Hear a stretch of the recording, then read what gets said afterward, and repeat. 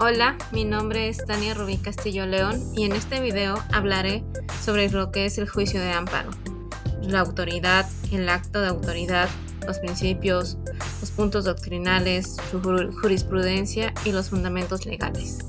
Comenzamos.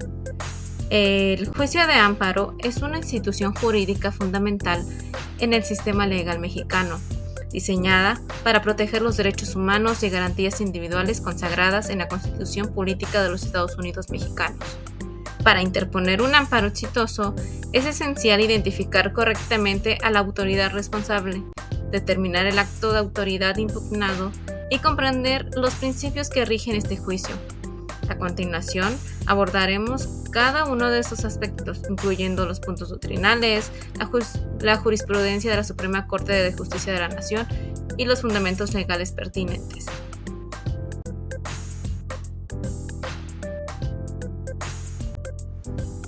Hablaré sobre la identificación de la autoridad responsable. La autoridad responsable es aquella entidad o funcionario que emite, ejecuta o pretende ejecutar el acto reclamado que se considera violatorio de derechos constitucionales. Es el órgano de Estado con facultades de decisión y ejecución que inciden en la esfera jurídica de los gobernados de manera unilateral y obligatoria.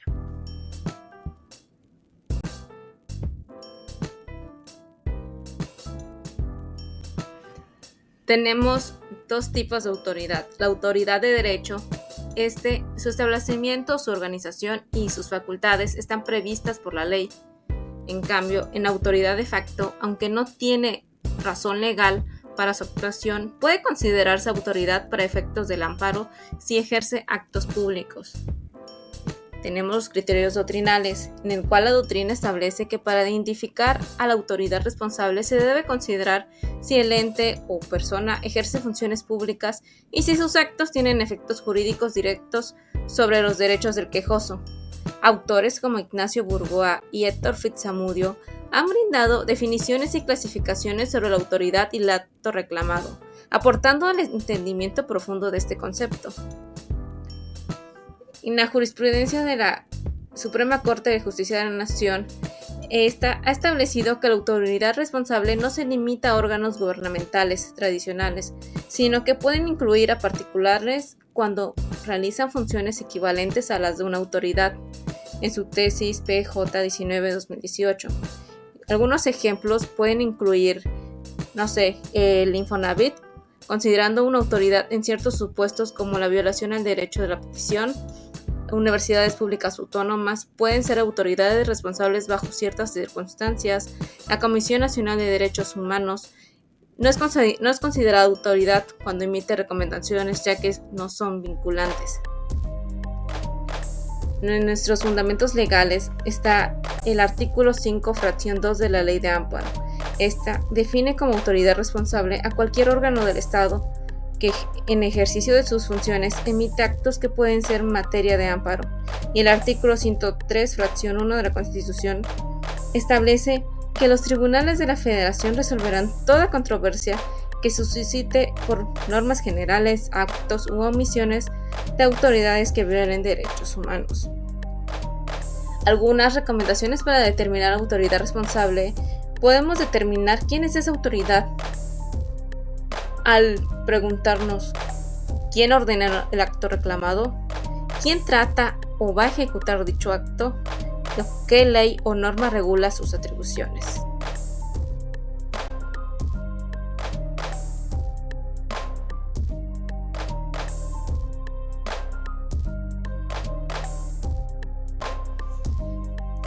Ahora hablaré sobre la determinación del acto de autoridad. El acto de autoridad es la acción, omisión o resolución emitida por una autoridad que afecta los derechos constitucionales del individuo. Es decir, es la conducta de la autoridad que genera la afectación en los derechos del quejoso. Esto tiene elementos del acto reclamado. El primero es la emisión por una autoridad.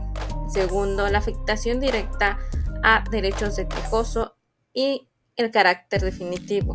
Este no es susceptible de ser modificado por recursos ordinarios.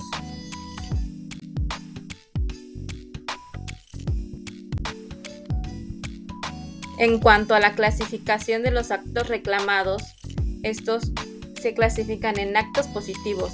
Es una acción o omisión voluntaria de la autoridad que afecta a la esfera jurídica del gobernado. Actos omisivos. Es la falta de actuación de la autoridad. Actos negativos. Es la negativa de la autoridad a acceder a pretensiones del particular. Actos prohibitivos. Estos imponen una limitación al gobernado. Los actos declarativos ponen de manifiesto una situación jurídica sin modificarla. Los actos consumados, estos ya han generado todos sus efectos y pueden ser reparables o irreparables. Y los actos de trato sucesivo, estos se desenvuelven en diversas etapas sucesivas relacionadas con un fin común. Los criterios doctrinales. La doctrina señala que el acto debe ser concreto y actual, generando una afectación real y tangible al quejoso. Es esencial que el acto reclamado incida en la esfera jurídica del individuo de manera directa y presente. Su jurisprudencia, la Suprema Corte de Justicia de la Nación, ha establecido que los actos futuros o inciertos no pueden ser objeto de amparo, enfatizando la necesidad de una afectación presente. Asimismo, ha determinado que los actos consumados e irreparables no pueden ser materia de amparo. El artículo 107, fracción 1 de la Constitución regula el procedimiento de amparo y los actos que pueden ser reclamados, y el artículo 5, fracción 1 de la Ley de Amparo define los actos susceptibles de impugnación del juicio de amparo.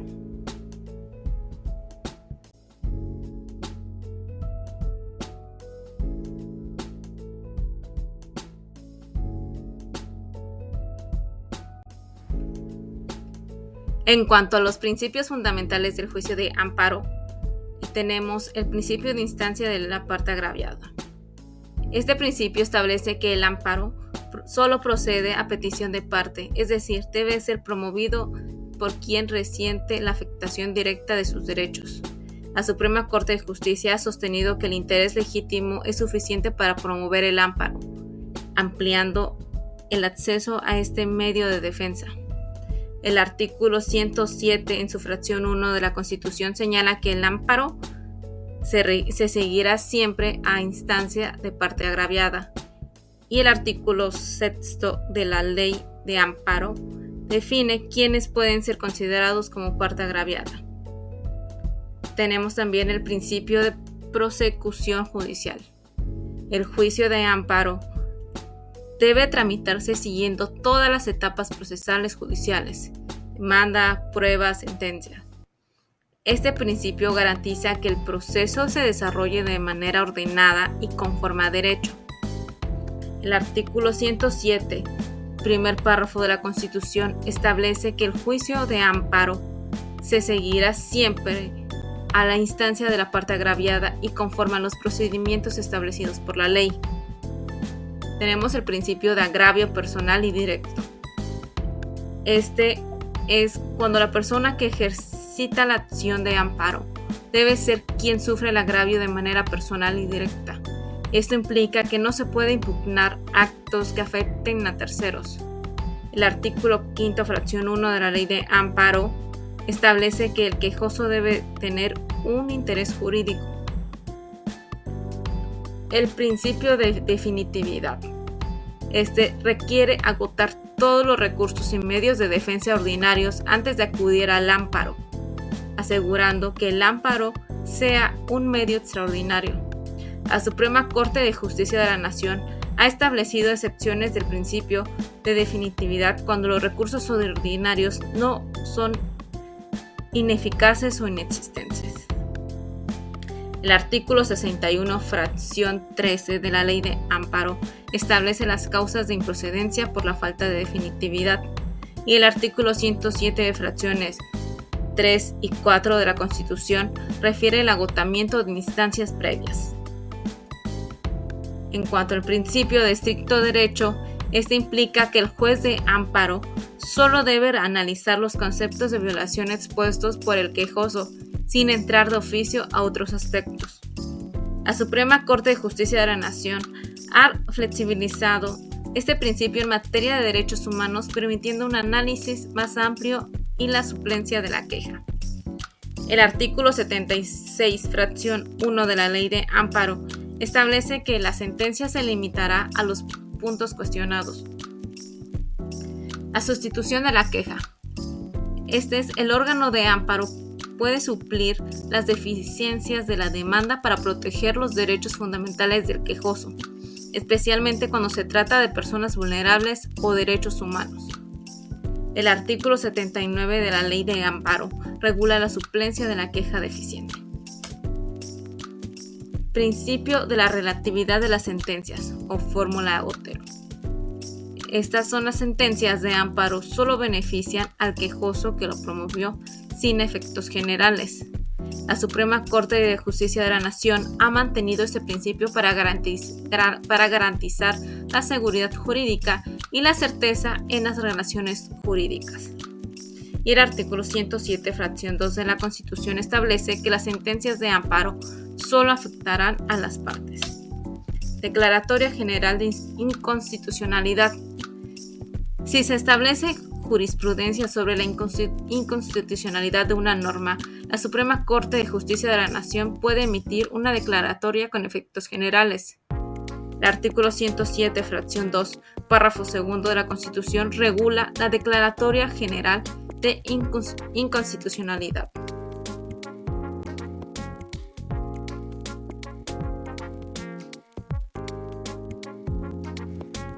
Jurisprudencia y doctrina. La jurisprudencia y la doctrina juegan un papel crucial en la interpretación y la aplicación del juicio de amparo. La Suprema Corte de Justicia de la Nación, a través de sus tesis y sus jurisprudencias, ha ido definiendo y refinando los conceptos de autoridad responsable, acto reclamado y los principios que rigen el amparo. La doctrina jurídica, por su parte, proporciona análisis y críticas que enriquecen la comprensión de estos temas. Autores como Ignacio Burgoa Arihuela y Héctor Fitzsamudio han contribuido significativamente al estudio del juicio de amparo, proporcionando definiciones claras y clasificaciones detalladas sobre la autoridad responsable y el acto reclamado, así como una profunda exploración de los principios fundamentales que lo rigen.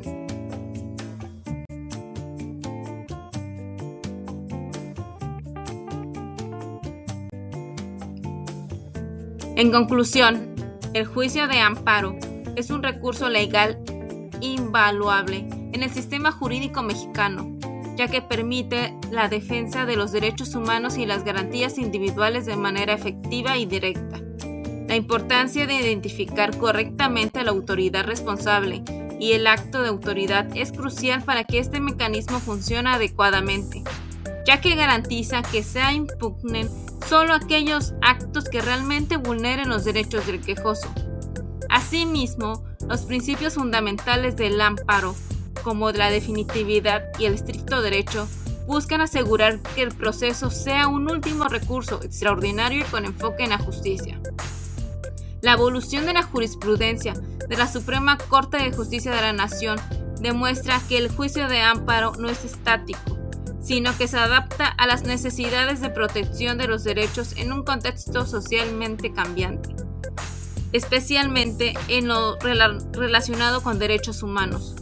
Esto evidencia la flexibilidad del sistema legal mexicano para interpretar y aplicar la Constitución de manera progresiva y justa. En este sentido, resulta imprescindible que los ciudadanos y abogados conozcan y comprendan este mecanismo, ya que el amparo es una herramienta que puede garantizar la protección de los derechos fundamentales frente a posibles abusos de poder. La constante evolución de la doctrina y la jurisprudencia es una muestra de que el juicio de amparo se mantiene vigente, respondiendo a las demandas de justicia y fortaleciendo el Estado de Derecho en México. Gracias.